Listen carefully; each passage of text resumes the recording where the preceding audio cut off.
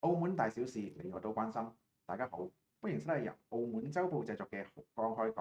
澳門週報以新思維講好澳門故事。我係 Elco，大家好。咁今日嚟到我哋直播間嘅有呢個係區塊鏈錢包創辦人陳易希總裁，陳總。Hello，你好，大家好。咁啊，聽到陳總個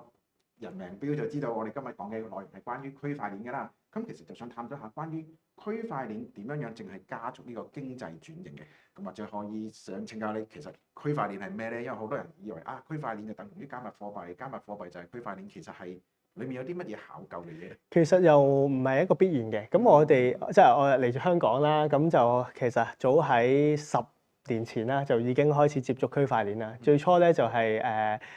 做一個叫掘礦啦，就買一啲即係啲電腦啊、一啲 display 卡啲設備啊，去開始掘 Bitcoin 啊咁樣啦。咁最初我其實由細到大都係對於呢啲科技咧最新嘅技術咧係好有興趣、好熱誠啦，咁就去由一個技術嘅角度去研究、去探究啦。發覺區塊鏈呢個技術其實喺未來咧真係一個影響世界嘅一樣嘢嚟嘅。10年前已經預見到呢一樣嘢。咁所以咧就不斷就諗下呢方面有啲咩嘢可以發展咧。咁之後咧就去到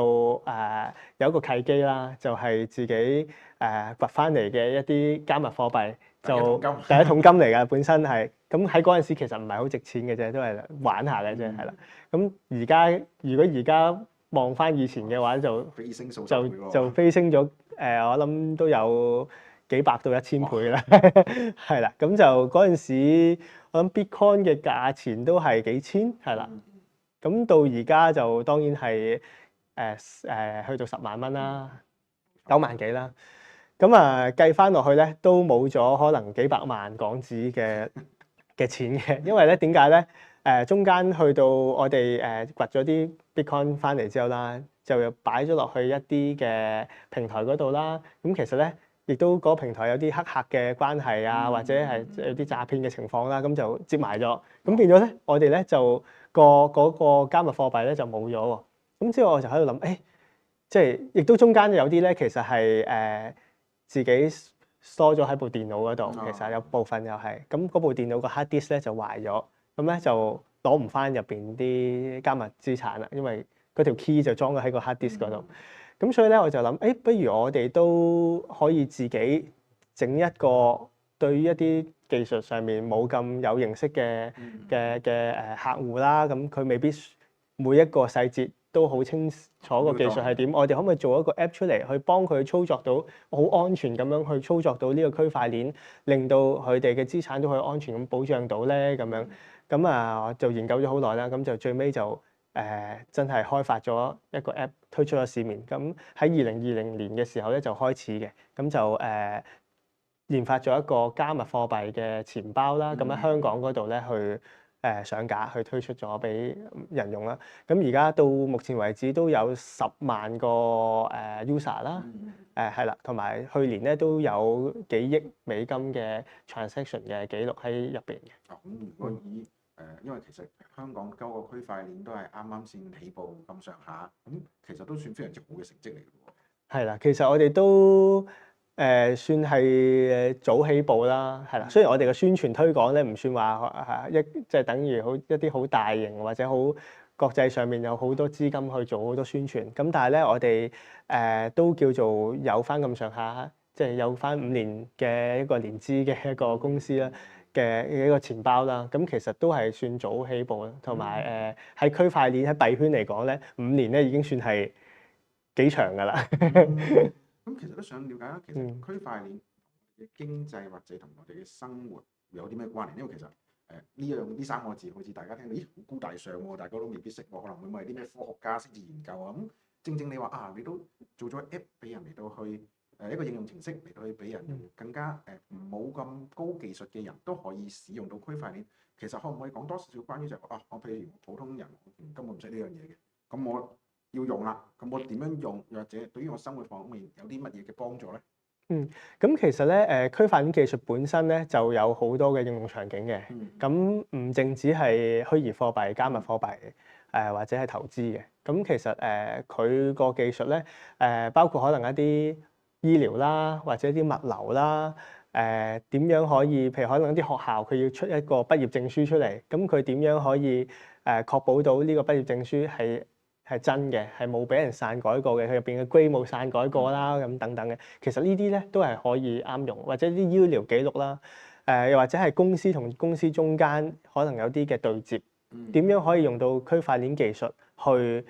令佢哋嘅對接咧係更加自動化啦，或者係所有人佢見到你呢個 smart contract，佢肯過嚟去對接你個 smart contract，佢都可以做到自己嘅 application。咁呢方面咧都係喺區塊鏈技術咧係可以做得更加自動化，同埋喺個信任嗰方面咧就唔需要話一定，因為佢係不可篡改啦嘅一個技術啦。咁你唔需要一定要識嗰個人。大家只需要咧喺個 programming 嘅層面嗰度咧去簽咗一個叫做 contract 咁樣啦，即係一個智能合約啦，你就可以咧做到生意或者做到對接。咁呢方面咧，其實我覺得喺未來嘅經濟上面咧都係幫助啦。咁另外喺我哋日常嘅生活入邊咧，我相信未來會越嚟越多人咧，其實佢除咗會有可能有啲現金擺屋企個夾萬之外啦，亦都有一啲。可能會有啲銀行入邊有啲存款啦，亦都可能有啲股票啦。咁第四樣嘢係咩咧？就係佢有部分嘅資產咧，可能咧就會用一個區塊鏈加密貨幣嘅形式去保存咗。咁越嚟越多，其實喺海外啦，譬如喺杜拜啦，或者係歐洲國家啦、美國啦，其實可能Tesla、Elon Musk 咁，佢都會投資或者會自己都會好 buy 呢樣嘢。咁甚至公司入邊啦，又或者佢自己啦，或者呢啲人咧，其實佢都會有一個袋，越嚟越多人就係裝呢個加密貨幣。咁對於個經濟同生活上咧，大家都知道而家其實喺各國都有唔同嘅 culture 啦，或者有唔同嘅地緣政治啦。咁對於一啲做生意嘅人咧，佢可能係需要做一啲跨境嘅一啲嘅支付嘅時候咧，區塊鏈技術咧亦都係可以加速到，亦都可以幫到佢哋。喺除咗用普通一般傳統銀行體系入邊去做交易之外，其實用區塊鏈技術去做交易，會唔會喺某啲嘅應用場景又幫到佢哋咧？其實咧都越嚟越多嘅。咁最近亦都有一啲嘅研究啦，就指出啦，after 嗰個即係喺疫情之後啦。其實咧，越嚟越多企業咧係即係同埋而家嘅經濟，全球嘅經濟都係比較處於一個受挑戰嘅環境啦，比較波動嘅環境啦。其實好多企業咧，佢哋未必好似以前咁嘅模式咧，請好多嘅 full time 擺喺自己嘅 office 嗰度去運作。globalization 會令到佢哋可能會請一啲海外嘅同事啦。同埋經過咗疫情之後，大家都習慣咗 work from home 或者一個 remote 嘅一個遙距嘅工作。咁佢哋咧可能會，尤其是一啲做科技嘅、做 AI 嘅一啲公司，可能美國嘅公司或者香港嘅公司，佢哋可能咧會請跨國咁樣去請咗一啲印度嘅開發人員、技術人員，因為佢對住部電腦，其實而家好多工作都係對住部電腦，佢就可以做到嘢㗎啦。咁對於呢啲嘅自僱人士啦、freelancer 啊，或者係 part time 嘅員工、full time 都好啦。咁佢點樣去？如果佢需要請呢啲人嘅時候，但係咧喺當地咧，佢又可能未 set up 一個，即係未做得咁大啦。可能佢就未 set up 一個公司喺度。咁佢點樣俾到即係付費俾到錢呢啲人去幫佢去做可能一啲 marketing 又好，或者 programming 又好，或者一啲任務咧咁。咁其實咧。加密貨幣咧都係或者用區塊鏈技術啦，都係可以幫到佢哋呢方面，令到佢哋可以試到唔同啊。原來我雖然我當地未有個銀行 account，未有公司，但係而家好多咧喺網上面咧都係會接受尤其是科技嘅人啦，都會接受加密貨幣去作為工資嘅。咁所以咧，其實我哋呢一個T Wallet 啦，加密貨幣 T+ Wallet 呢個加密貨幣嘅錢包咧，都會吸引咗一啲咁嘅企業咧，佢喺度開一個企業嘅賬號，係啦。然之後咧，一啲員工佢又可能用開加密貨幣喎，佢又可以開一個咁樣嘅賬號。咁佢出糧嘅時候咧，直接咧就可以打款俾佢，就好似一個區塊鏈加密貨幣嘅一個銀行咁樣，係啦。咁唔想聽陳總你咁講啦，因為剛剛你提到你都話其實你哋公司雖然初創咗5年，但係都已經去到有成10萬個 user 咁樣啦，有10萬個用戶。咁想了解就係譬如而家嗰個就你嗰個公司發展嚟計咧，就係話，咁嗰10萬用戶係傾向邊方面？你哋講嘅係大企業請員工用啦，又或者我商戶愛嚟用啦，又或者我個人愛嚟用，愛嚟做投資啊等等，係傾向邊啲比例嘅方面會比較多啲咧？其實都幾 diversify 嘅，係啦，有一啲可能係做貿易嘅，咁佢可能係做可能一啲油啊、一啲燃油啊，或者一啲係啦呢方面又有啦，或者係可能有啲係做啲貴金屬嘅 trading 嘅，咁亦都有啦。或者係一啲 technical 嘅公司，即係佢係做開可能做 AI 啊。做加密貨幣相關啊，或者技術相關啊，佢哋嗰班人本身都已經好熟用呢啲加密貨幣，咁呢方面亦都有啦。咁同埋我哋嘅 wallet 咧特別之處咧就係咧佢可以咧申請一張卡嘅，一張信用卡。咁變咗可能一啲第三世界嘅國家嘅員工或者佢哋嘅 freelancer，佢哋嘅自僱人士，佢都可以咧收到個加密貨幣之後咧，全球咧用呢一張信用卡去消費嘅。我哋見到呢個就係現場，我可唔可以展示？係啦，就係呢一張咁嘅信用卡啦，咁就可以用呢啲信用卡咧去做一啲消費。咁佢喺我哋嘅錢包嗰度申請咗一個帳號，咁可能佢入邊入啲加密貨幣落去，另一方面呢張卡咧就可以有錢，咁有錢咧就可以全球去消費都得啦。咁想請教就係，譬如而家喺香港嗰方面咧，咁樣用呢一種嘅做法咧，其實會唔會我覺得好少類似就話譬如我哋而家傳統將嚿錢存喺銀行，然後銀行覺得你有咁上下信用額，好我就批張 credit card 有，當然啦，你唔同嗰個信用狀態同埋嗰個財政狀態，咁嗰個卡嘅 grade 個級數或者嗰個可以用嘅額咁，梗係有唔同啦。會唔會係類似咁樣樣咧？我哋咧就簡單好多嘅，即係咧你download 咗我哋個 app 之後啦，開咗個 account 啦，咁當然要做一啲嘅實名認證啦，去防止一個洗黑錢啦嘅情況啦。咁然之後咧，你好簡單咧，5分鐘咧，你就可以申請一張咁樣嘅信用卡㗎啦。咁你申請咗呢張卡之後咧，如果你入邊有加密貨幣啦，即係可能有USDC 啦，又或者有 Bitcoin 啊等等啦，你可以咧就 top up 入去，即係叫做將呢啲嘅加密貨幣傳入去呢張卡嗰度。咁你就可以全球去消費啦。咁解決咗一個即係以前好多人都問就係我有加密貨幣有咩用咧？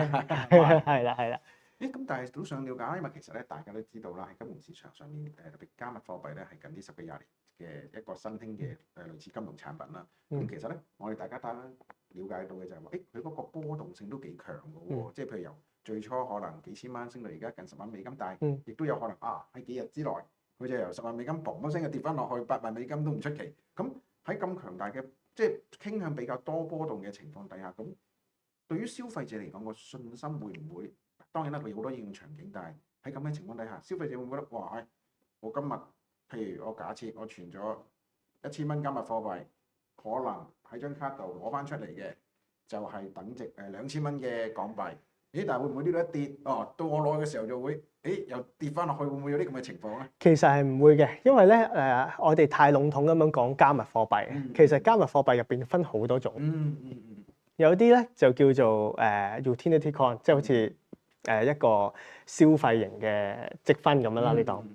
就 utility， 我買咗完嗰個之後咧，我一定用咗佢嘅。我係有應用場景嘅，譬如我好似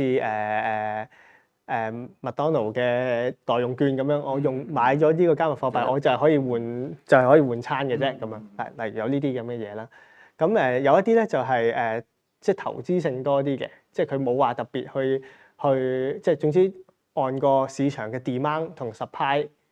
個多啲人想要，佢就會升咯。冇錯，係啦，股票多啲人沽佢就會跌咯。咁呢啲咧就係例如 Bitcoin 啊，呢啲就會係好似黃金啊，應該話好似黃金咁，佢就係一個咁樣嘅一個 anchor 幣。咁亦都有一啲咧係穩定幣。咁而家香港嗰邊咧都 regulation 咧都越嚟越叫做 mature 啦，即係越嚟越成熟啦，去點樣去監管一啲叫穩定幣啊，或者香港都嚟緊都會發行一隻港元嘅穩定幣啦咁樣。咁穩定幣咧就即係而家最出名嘅就有啲 USDC 啦，都係受到有啲銀行去發出嚟嘅。其實即係銀行有份去發出嚟，就美國嘅。咁亦都即係同美金掛鈎嘅。另外再之前咧就有一隻叫 USDT 啦，咁其實都係即係都係美金嘅穩定幣嘅。咁呢方面咧，其實就唔會話有你正話講嗰個即係會唔會今日就突然間波幅浮動啊咁大啊嘅風險，佢就跟嗰個譬如 USDC 為例，佢就跟翻美金幾多咪幾多咯咁。咁其實佢背後點運作嘅咧就係佢發行咗隻幣之後咧，後邊咧係有翻certain amount 啦，即係咁上下相應嘅美金或者美元嘅債券去，即係佢當然佢個白皮書係咁寫啦，就係美元嘅債券或者美金等值嘅一啲嘅資產去做一個對沖嘅。即係有少少類似當年呢個美元發行嘅時候，就係1美元對應翻1黃金，係啦，黃金嘅數量咁樣嚟到去做呢一個叫做穩定佢個美元資產保固。資產保固啦，係啦。咁另外亦都有一啲幣咧，其實係真係叫我哋叫比較 scam 少少嘅啦，就係咧其實概念幣啊，或者係一啲嘅迷因幣啦。咁啊迷因幣咧就係佢 day one 嘅時候都冇話自己有啲咩嘅，佢就發一隻幣出嚟，然之後咧佢就可能有好多 marketing 去推話佢呢隻幣會點樣升啊 ，NFT 係啦，佢咁好多人追捧嘅時候，即係好似一個明星咁樣啦，好多人追捧嘅時候，佢咪會升咯，或者當佢個熱度已經過咗啦，冇乜人追捧啦，佢就會跌翻落嚟咯。咁亦都有嘅，所以其實呢個你話邊一種嘅幣咧，其實喺技術上咧係冇話係即係呢個區塊鏈技術就係純粹係提供咗一個場景去做一個去中心化，同埋冇話一個央行要一個大佬走出嚟話處理呢個你得呢隻唔得定點，佢係一個公平俾全球所有嘅人都可以去做去運用嘅一個技術嚟嘅。咁但係呢個技術上邊咧，我哋點樣去配搭去到搭建一個應用場景咧？就係咧就係我哋其他唔同嘅持份者咧一齊去做出嚟啦，咁樣咯。咁而我哋咧就係其實係亦都唔係發行一隻點樣嘅加密貨幣，我哋咧就係做一個即係 T+ Wallet 係一個即係一個區塊鏈嘅一個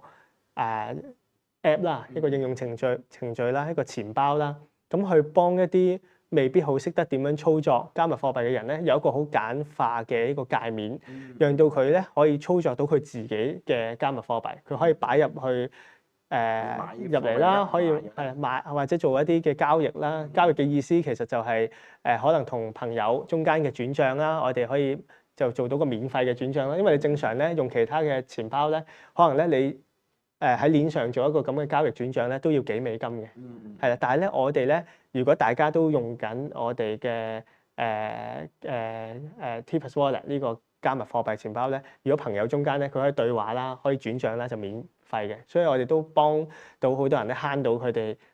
想嘗試玩，即係想嘗試理解、想嘗試玩加密貨幣嘅時候，佢嘅成本啊都會降低到好多。同埋解決咗一個問題咧，就係咧。有時咧有好多我自己都試過賴過嘢，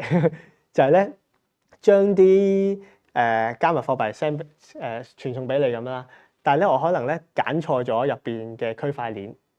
因為大家都係講緊譬如 USDT 咁樣啦，但係揀咗唔同嘅區塊鏈，或者係打錯咗個 address，即係個地址，咁其實咧就我撳咗個 send 嘞喎，咁就石沉大海嘅，即係就唔知去咗一個冇人就可以再操作到嘅地方。因為嗰個 address 係錯嘅，咁啊冇人有嗰條 key 去再操作咧就冇噶啦，就完㗎咯，就完㗎啦，係啦。又或者揀錯咗條區塊鏈，你又收唔到咁樣。咁所以咧我哋就會將呢啲嘅錯誤，即係容易引起好多人為錯誤嘅一啲嘅界面咧，就將佢簡化咗。即係譬如話咧，好似WhatsApp 或者 WeChat 咁樣，我可以咧加咗你做朋友先，我同你傾幾句偈，睇下你係咪真係你先。跟住喺入邊咧撳個掣，再去 send 加密貨幣俾你嘅時候咧，就一定你就一定會收到啊，就唔會話我呢邊 send 咗，你嗰邊又收唔到咁樣，係啦。咁喺 within 呢個 group 入邊咧就會有個咁嘅做法。咁相對嚟講都安全簡易好多。係啦，同埋另外咧就係我哋其實係啱啱講嘅係一個叫做 hub 啊，即係一個叫集散地啦，一個 hub 就係咧連接住好多市場上面有嘅一啲。Web3 啦，第三代Web 嘅技術或者嘅應用，咁包括譬如可能係有一啲遊戲，咁佢可以連啦，或者有一啲譬如啱啱呢啲嘅信用卡嘅金融嘅服務，我哋會連埋一齊啦。又或者係一啲可能係 staking 嘅，我哋即係市場上面已經做緊嘅一啲咁樣嘅服務，我哋咧就想咧將佢咧包含咗做一個 app 入邊咁樣咯。明白。嗱，咁其實咧相對嚟講咧，因為其實全球比對各國咧都有一啲相關應用區塊鏈嘅平台公司啊，或者係平台嘅錢包都有嘅。咁調翻轉頭，你做呢樣嘢嘅時候，你會覺得你嗰邊有啲咩優勢，或者係有啲乜嘢可以吸引到人嚟用咧？有幾樣嘢啦，啱啱講過就係我哋朋友同朋友中間轉帳，就係可以免咗個手續費啦。咁另外咧亦都係我哋中間咧，如果譬如話你用呢啲卡啦，個匯率個匯差啦，其實可以會降低到啦，會方便到啦，呢個都係一啲嘅優勢啦。同埋我哋集散咗咁多嘅一啲我哋中間咧有一個功能咧係連接咗可以做到有一啲嘅收益咧，你擺咗落去佢哋嗰個叫做資金池入邊啦，咁你就會有啲嘅收益，大概有即係差嘅話都有5%、4-5%，好嘅時候就去到10幾% 咁嘅。抗通脹喎。係啦，會抗通脹嘅一個叫 earn function 啦。咁其實呢個 earn function 本身咧就唔係我哋自己去收咗人哋啲錢，然之後我哋自己俾翻利息人，唔係我哋係啦，我哋就唔係做呢啲投資嘅，我哋只不過係一個 channel 或者一個錢包啫。就係市場上面咧有全球咧亦都有我哋咧就搜羅咗一啲咧比較好公信力啦，同埋已經有人去叫做 due diligence，即係 diligence 喎，即係揾即係去叫做睇過佢個 smart contract 係入邊係冇即係比較冇一啲漏洞啦喺技術上面，又或者係佢個資金咧都運作咗好耐同埋好大嘅咁嘅一啲嘅可以通過借貸 P2P 嘅模式去賺到一啲嘅利息嘅翻嚟嘅。咁咧我哋就連接咗呢啲嘅叫做智能合約，咁讓到咧一啲普通 layman 嘅 user 咧都可以咧就係叫做運用呢啲嘅智能合約咧去賺取到一啲嘅利息，係啦，一啲嘅利潤。咁我哋咧比起佢自己走去嗰個平台度自己去做，有咩唔同咧？我哋咧因為經咗我哋嘅渠道咧，我哋咧就幫佢俾咗個手續費，所以咧佢就免一個簽約費，即係第一次嘅簽約費。平台方面幫佢哋出咗簽約費。係啦，簽約費，因為我哋已經簽咗一次，咁就慳到啦，就之後都慳到噶啦，咁就唔需要話佢哋每次又要重新用一個新嘅方式去再重新去做一個簽約咁樣，咁所以咧就慳到一啲嘅成本。咁呢個簽約費其實都唔細嘅，如果你可能放少少美金，放少少譬如100蚊美金落去，想試下玩下做 staking， 其實佢可能個簽約費咧都講緊要用半年時間，佢先至啱啱好可以叫做 compensate 到，叫做抵消翻個簽約費。咁所以你抌咗落去嘅錢咧就會即係我要 lock 好耐先至有翻個。同埋 lock 未必一定賺。係啦，咁所以咧我哋用我哋嘅平台嘅好處咧就係咧我哋幫佢簽咗，幫佢俾咗呢個簽約費。咁所以咧，佢就直接 day one 就即刻每一日結算就可以賺到錢，同埋呢一個咧係一個活期嚟嘅，即係話講緊嗰個 percentage，你擺喺落銀行活期都唔會有。咁但係咧，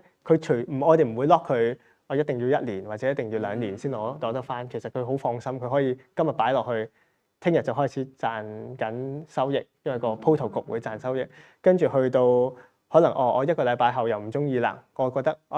都係唔想喎，咁我又有位又等錢用喎，我撳個掣又即刻可以出得翻嚟。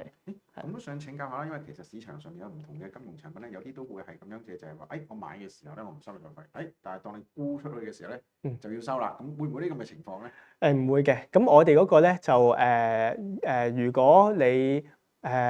撳咗出金之後啦，咁我哋咧會 slot 到咧有一個時期嘅，咁每個月咧起碼有一次嘅，咁佢咧就會喺嗰個時間一出咧，咁就會唔使就免咗㗎啦嗰個。咁另外都想再請教啦，因為其實呢個區塊鏈咧真係我按照我而家聽陳總理嘅解釋，就好似係類似一個叫做應用情景嘅綜合體。係啦，應用情景綜合體。方方面面都有嘅，即係譬如你衣食住行啊，我嚟買嘢啊，又或者係真係我嚟金融投資啊，甚至乎出落一啲叫做智慧合約啊，都係可以服務到又透過區塊鏈呢樣嘢。咁但係我想請教咧就係話，譬如喺咁嘅情況底下，咁佢對個經濟會有啲咩影響，或者有啲乜嘢幫助咧？其實對個經濟有咩幫助咧，我就好難去咁樣講，因為咧，即係呢個咧太宏觀太大啦，好難去話哦，原來有呢樣嘢就幫助啲咩。但係咧，起碼咧，佢其實係一個即係而家即係區塊鏈技術或者加密貨幣咧，已經成為咗另外一個金融嘅一個 ecosystem，一個金融嘅體系。咁啊，俾到多啲 option，我哋嘅使用者咧，去將佢嘅資產點樣去擺喺邊度，係啦。究竟我全部擺晒喺銀行啊，定係有部分咧擺喺即係投資呢個加密貨幣啊，或者係可以喺我做一啲跨境貿易嘅時候會方便到啊。咁咧其實係一個你當係一個工具，俾到一啲企業啦、個人啦，佢去彰顯佢哋資產嘅一個工具咯。咁啊，仲有一個咧就係我帶嚟嘅有一部咁樣嘅機啦。係啦，咁呢部機咧，大家可能都唔陌生噶啦。喺好多一啲餐廳又好，或者一啲嘅商戶又好啦，都會見過一啲咁樣嘅收單嘅機啦。咁其實咧呢部機咧，我哋喺香港咧都有唔少嘅商戶咧已經都有安裝咗啦，包括全線嘅Pricewise 實惠店啦，同埋其他嘅一啲商戶啦，花之迪啊等等呢啲商戶啦，咁就直接咧可以咧，即係而家喺香港都已經係試行咗幾年㗎啦，兩年前已經開始係用緊㗎啦。咁就係咧可以用加密貨幣咧，即刻喺日常生活嘅消費嗰度咧，就即刻去即係有個唔同俾之處嘅錢付費，因為我哋平時去消費等等嘅時候啊，要用信用卡啊，嘟卡都成個都係建基於呢個現金，但係你呢個咧係直頭以加密直接貨幣作為結算嘅工具。係啦係啦。咁但係對於個商戶嚟講咧，點解佢要用呢個咧？就係可能有一啲，譬如可能佢係賣一啲珠寶鐘錶嘅，咁中間個金額比較大嘅。咁可能有啲遊客嚟到嘅時候，可能杜拜嘅王子嚟到嘅時候，佢身上面冇帶咗咁多現金喎，或者即係冇咁多呢啲喎，咁點算咧？咁但係佢又即係海外其實好多歐洲啊嗰啲國家都已經係即係好多人都已經有加密貨幣㗎嘛。咁佢嚟到旅行嘅時候咧，佢就唔使帶咁多現金啊，或者銀行又未必即刻可以對接到啊嘛，都有啲限額嘅問題。咁所以咧，佢可能買一隻 RM 或者買一隻 PP 嘅手錶，咁佢直接用個美元嘅穩定幣啦，或者用 Bitcoin 啊呢啲啦，佢咧個商戶咧就可以嘟呢個金額係啦，咁佢就即刻可以咧做到個結算，就可以過數。咁商戶亦都可以咧選擇OK 我收翻嗰個穩定幣，美元穩定幣又得，又或者佢可以選擇咧直接收港紙現金係啦。咁佢對於商戶嚟講，佢都係多一個渠道，佢撈慳嘅。其實佢多一個渠道去收一啲去做生意係啦。咁佢直接個客俾咩幣咪俾咩幣咯，我又唔使管理，又唔使處理，又唔使怕有個升跌，即係朝頭早幾多錢，夜晚幾多錢，結算幾多錢嘅一個風險，佢直接嗰個貨幣嘅兌換差係啦，因為咧個系統咧，我哋個系統咧喺佢俾錢嗰刻咧，已經咧即刻咧鎖定咗嗰個兌換差㗎啦。然之後咧，去到夜晚結算嘅時候咧，就即刻佢就攞翻個港元嘅現金咁就得㗎啦。咁我哋已經連接咗一啲嘅我哋叫 OTC 啦，即係一啲嘅換幣嘅公司咧，咁佢去可以做到呢樣嘢。咁再想請教咧，就話你覺得未來咧區塊鏈喺呢一個行業裏面咧，香港發展嘅前景係點樣樣？又或者香港可以具備呢樣嘢？因為香港係一個國際金融中心城市，咁點樣樣透過呢樣嘢嚟到加速呢個香港國際金融城市嘅形象同個發展？嗱，其實咧香港喺過去嗰個月啦，就即係都混雜咗好多全球嘅幣圈啊，或者區塊鏈啊嘅技術啊，或者係嘅投資啊嘅人啦。咁啊有一個城市啦，叫 Consensus 啦一個會啦。咁喺會展嗰度去舉行咗啦，喺博覽館度舉行咗啦。咁其實咧我哋財爺啦，咁佢都有上台去演講啦，去支持啦。咁其實喺香港咧，我相信未來咧都會越嚟越亦都再舊年咧亦都有一啲牌照啦，包括虛擬貨幣交易所嘅牌照，亦都係合法合規咁樣去，已經係接受到監管啦，亦都係發行咗啦。而家香港有幾間嘅加密貨幣嘅交易所啦，係可以即係合法合規咁樣去交易、去投資到加密貨幣啦，包括可能係有間HashKey 啦，亦都富途啊呢啲啦，都係可以買到啦，或者有間銀行啦都可以做到啦。咁所以咧，其實我相信未來呢一個區塊鏈嘅加密貨幣咧，只會越嚟越即係正規化去運行啦。咁我哋咧就唔係一個交易所嚟嘅，我哋係一個hub去聯繫住晒，包括可能一啲交易所一個平台係啦，你做炒賣你就去交易所，咁但係咧你其他日常生活可能收單啊呢啲，你可以或者你自己想管理好翻你嘅資產，咁你就可以擺喺啲錢包嗰度。咁我哋就其中一個喺香港叫做比較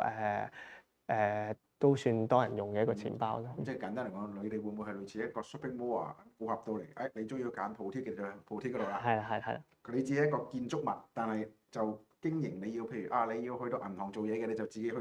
呢一個地方個商場裏面，自己行去銀行或者去買嘢飲就去買嘢飲，會唔會咁嘅情況類似？係啦，其實類似係一個集散地，或者一個叫做工具去錢包去幫佢哋啦。咁或者可以再講大少少，就其實係一個加密貨幣嘅銀行咯。咁但係你講到呢個情況嘅時候，都好多觀眾都會有興趣想了解嘅就話，銀行，因為我哋本身已經有實體，同埋建基於好多都係喺政府嘅背書底下、支持底下嚟到去做，咁變咗，譬如假設我係一個存戶就好啦，咁我啲錢存入銀行咁，保證安全嘅，因為起碼銀行有保障，亦都香港、澳門都會嗰個金融比較穩健，唔會話驚話擠兌等等情況。咁但係調翻轉頭啦，譬如好似你講嘅加密貨幣銀行咁樣，嗰個安全性咁，可能觀眾會擔心噶嘛，因為真係錢嚟噶嘛。咁可唔可以同我哋分享一下喺呢一個加密貨幣嗰個保安等等情況嘅時候係點樣做到令人放心咧？咁咧，我哋其實有兩個模式嘅，一個咧就係non-custodian 嘅模式嘅。咁non-custodian 嘅意思係咩？其實我哋咧只係個界面去幫你去操作個區塊鏈。你啲錢咧唔係擺咗我哋度嘅，而係你啲錢咧係喺用你自己嘅嗰12個字啦，嗰條 key 啦，嗰條嘅鎖匙啦，先至可以操作到嘅。我哋係冇保存到你哋即係嗰個 key 嘅。咁咧呢個就係你嘅錢其實擺喺就喺個區塊鏈上邊咯，就係啦，就係你自己有嗰條 key 就操作到。呢個 non-custodian 嘅。咁嘅方式咧，其實就都係我哋都佔幾大部分咧，都會嘅錢包咧嘅一個 core 係咁樣做。所以咧，我哋咧就並唔係話即係會話會有擠提啊嗰啲情況冇嘅，因為佢就係一個去中心化，就就係一個去中心化嘅錢包嚟嘅，係啦。咁另外咧，我哋咧因為有一啲嘅服務咧係需要到結算啦，或者係需要到可能一啲嘅交易嘅時候啦，中間咧係需要 lock 住咗某啲嘅錢先，咁咧就會用一個 custodian 嘅方式去保存嘅。咁custodian 方式保存嘅好處就係佢個交易成本會低啲啦，因為佢唔使下下經過鏈上啦，同埋速度會快啲啦。或者係我可能有啲smart contract 交易買賣嘅時候，我哋譬如可能我哋混集咗一邊嘅人想買，一邊嘅人想賣，但係我中間咧就要 lock 住咗一邊嘅人嘅錢先，因為我驚佢哋咧即係私下交易嘅時候咧就會可能有人收咗錢又唔俾幣啊咁嗰啲，咁嗰啲情況咧就需要 custodian 嘅方式去做。咁我哋喺香港咧就用一個，我哋都係攞咗一個嘅 TCSP 嘅牌照，一個信託嘅牌照啦，咁樣咧去處理呢啲嘅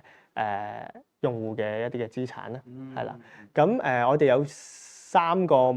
方向啦，去加強我哋嘅保安嘅功能。第一咧就係我哋嘅加密貨幣咧係會有一個叫做 cold wallet， 叫做冷儲存嘅技術，即係話咧擺咗喺 hot wallet 入邊嘅錢，即係熱錢包嘅入邊嘅錢咧，其實咧只有5% 咧係喺一個上到網嘅地方去擺嘅啫，其餘嘅95%咧佢自動咧就會擺咗落去個金庫入邊，一個冷儲存離網嘅錢包嗰度噶啦，咁樣。咁呢個冷儲存技術啦，就係第一個啦。咁另外咧就亦都係我哋會運用到一啲嘅我哋叫做 MPC 咧，即係 multi key 嘅一啲嘅 signature 嘅方法啦，即係將條 key 拆散咗，做唔同嘅幾方面去簽名，先至會可以去到個即係個就唔會話儲存咗一個地方咁樣啦。簡單啲嚟講，擺得地方擺幾個係啦呢啲啦，同埋用到一啲嘅 HSM 啦，係啦，即係 hardware 嘅技術啦，去儲存咗嗰啲嘅加密貨幣啦。咁呢方面咧都係而家好多監管機構咧，其實都要求咧一啲交易所佢哋去處理一啲嘅資產嘅時候啦，或者管理一啲資產嘅時候咧，係要用到呢啲嘅技術嘅級別嘅。咁我哋咧都係沿用咗，即係喺技術上面啦，都要做到呢個最高嘅級別咁樣去做啦。另一方面咧，就係我哋都會呢個我哋計劃嚟緊都會做嘅，就係會用一啲保險嘅方法啦，去即係如果當一啲技術上面出現問題嘅時候啦，雖然你話得個5%，又或者係話得有大部分嘅人都係 non-custodian，有啲唔關事啦。咁啊，但係咧有少部分可能要過橋嘅時候，中間嗰啲加密貨幣要處理，咁都會有啲有任何損失嘅時候咧，會用保險嘅形式去處理啦。咁但係頭先咧聽你咁講，因為你一開頭開場嘅時候都分享就話我曾經都試過將條 key 儲存到喺個電腦嗰度，點知電腦個 hard disk 壞咗，咁損失咁。但係調翻轉頭，如果譬如其他嘅客戶將呢樣嘢掟去譬如你哋個平台做嘅時候，會唔會都話會有機會？因為你知 hard disk 嘅嘢即係冇人可以保證佢100% 唔壞㗎嘛。咁如果真係壞咗嘅時候，會唔會導致到好多唔同嘅資料啊，又或者嗰啲客戶嘅 key 啊等等啊，你都可以變到唔完整，甚至乎係消失咗咧？嗱，如果我哋custodian 個 part 咧，其實就啱啱用咗嗰啲嘅技術啦，去好多即係用一啲嘅HSM 技術啦，就會可以解決到呢個問題嘅，係啦。咁就會可以有 multiple 嘅 copy 之餘咧，但係咧我哋又可以做到個 security 嘅方法，係啦。呢個就係即係點解一開始咧，就係如果你嗰條 key 淨係擺喺隻 hard disk 嗰度，咁咪壞咗咪冇咗咯。咁但係如果你嗰條 key 有幾個 copy 嘅，而幾個 copy 咧都係secure 咁樣裝住嘅，咁就唔會有呢個問題啦。呢個真係即係正如條鎖匙唔見咗，翻唔到屋企都幾大鑊。係啦。咁今日咧我哋嘅區塊鏈咧就先談到呢度先啦，因為區塊鏈係啲新興嘅事物，就係日新月異。咁未來嘅時候咧，如果仲有咩新嘅前沿信息咧，都好希望咧到時揾阿陳總再嚟同我哋傾多兩句嘅。好啊，可以。我哋下個禮拜見，拜拜。好，拜拜。